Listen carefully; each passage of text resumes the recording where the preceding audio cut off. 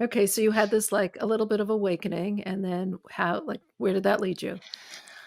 So, not what is a girl growing up in the 90s who has no idea where to find spirituality go to? A Grateful Dead concert.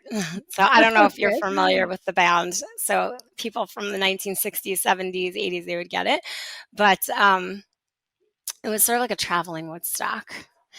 And Mhm. it started in the 60s. Actually, the Grateful Dead did play at Woodstock, but then they continued to have a following until the lead singer Jerry Garcia died in 1995. So Mm. my story, I was I was born in 1977, so look, it was in the 90s. The last few years of the Grateful Dead was when I really started to wake up, and that's where people who were, into counterculturalism and spirituality, that's where they went. Mhm. So I started going to Grateful Dead concerts, and it was fun at the beginning, just meeting all sorts of people who wanted more or were just not satisfied with like the typical, you know, Looking beyond the yeah, surface. I go to college, Yeah. get a job, get a nice Mhm. car, have a dog and a kid. And, it was not, Mhm. I'll never forget. I was working in a health food store also, like, typical searching 90s hippie.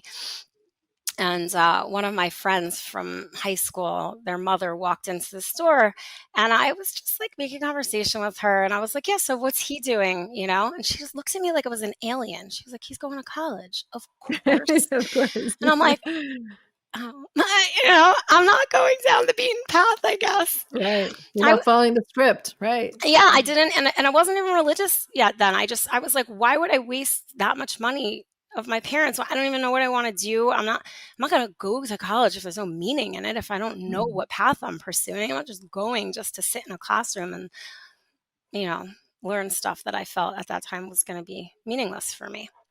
Mhm. Yeah. Anyway, so I was going to these Grateful Dead concerts, and I kind of skipped ahead a little bit. I did graduate high school a little bit early because as my mother saw the path I was going down, she started to get really nervous, Mhm. and she called my guidance counselor and said, "Can you help her graduate high school early? Because I'm really nervous she's going to drop out."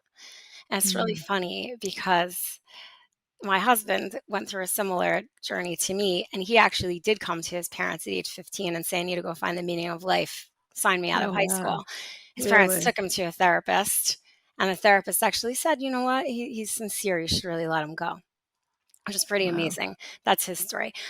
I had no intention of dropping out of high school, honestly. I was like, I came this far. I was already a senior, It's like Right. I'm gonna get a diploma. But my mom convinced my guidance counselor to let me graduate early. So I was like, sure, definitely happy to be done with this sooner than later. And so at that point, once I finished high school, I was like, okay, now I'm not just going to go to the local Dead concerts at Madison Square Garden and Nassau Coliseum and Giant Stadium, which there happens to be quite a few in my area where I grew up. Mhm. So I'm going to the West Coast. Mm. So I traveled with a bunch of friends, and I was outside one of the concerts in Las Vegas. It was like late at night. I was walking down the strip of Las Vegas where all the casinos were. I was 17. I wasn't gambling. And I met a boy named Butterfly. So we had some mutual friends. We started talking. And one of the first things he said to me was, "Do you believe in God?" Like, it was like Oh. literally bringing from the moment that we met. And And his real name was really Butterfly. that is what I called him with a straight face for Okay. 2 years, okay? My mother was Okay. not having it. She was like, "Tell me what his mother calls him." She does not call him Right. Butterfly. So to my mother, he was David. To me, he was Butterfly. I never called him David. Um, but yeah, so we met, and right away he asked me, "Do you believe in God?" And the next question he asked me, which when he tells the story, he says, "I never knew how many times I would ask this question. Are you Jewish?" Because Mm. he was not Orthodox at this point, but he had had his own spiritual awakening, and he was really searching for God and purpose and meaning and why am I in this world. And he had had a very profound experience in the Morristown Yeshiva on Yotes Kislev. He walked in, and they forbrang with him the whole night and for a whole week, and he walked out with a Nagelwasser cup and a Tanya and a sitter and tefillin, and so he was already sort of. So he was already on his journey towards observant Judaism I when w- you I met. wouldn't even say quite that. I would say he was resisting it at that point, but it was there, It and was there. he was He was there. exposed to it. It was there, and he was fighting it. But he was, and when he tells our story, he says, you know, I was nervous that you what you were gonna say because he had love at first sight. Like, actually, Mhm. like, biblical love at first sight. He, like, Wow. met me, and he went home that day, and he told the roommate he was staying with at the concert and his mother, "I met the woman I'm gonna marry."